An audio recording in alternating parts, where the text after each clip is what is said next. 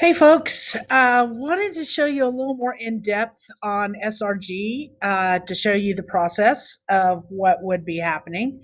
So let's look at a series of assignments that my students did last year. Okay, so we started off one day with quick writes, and the question was, what elements in the book are present in our society now?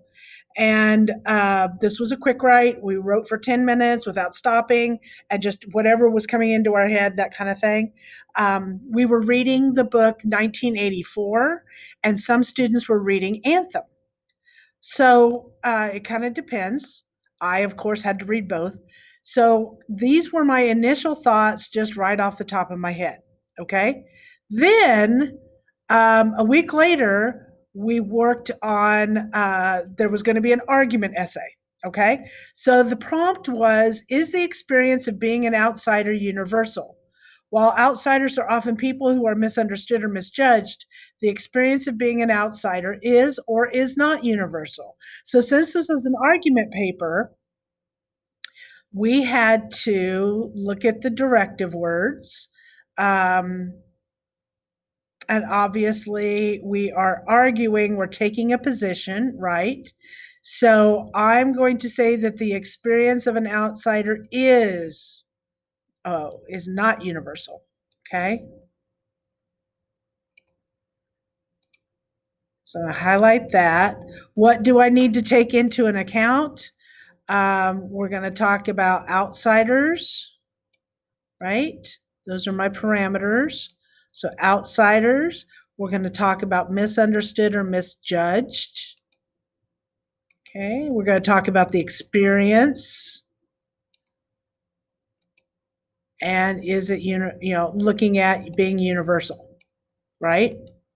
And it's going to be an argument essay. Okay. So I was going to look at, okay, outsiders, thinking on a broad text. We have Americans. Who is truly American? Aren't we all mutts? We all came from somewhere else, so why are we so cold to outsiders? And then I would look at what makes me an outsider. How am I an outsider? And then I might bring in an example from the book we read. Okay. So in doing this type of pre-writing, then that brought me to this initial essay. Selfish, conceited, and stuck up are words that are used to describe someone who is focused on themselves instead of others. Okay, so this would be probably the first thing that's actually evaluated using SRG. So do I make a claim in this? This is not necessarily a bad thing. Fulfilled by taking. It gives us 3 reasons, but it's more on life purpose. It doesn't really address the prompt, does it? Because the prompt is the experience of being an outsider universal? So if we look at our rubric, do we meet the prompt? I mean, did we answer the prompt? No. There's a claim, kind of.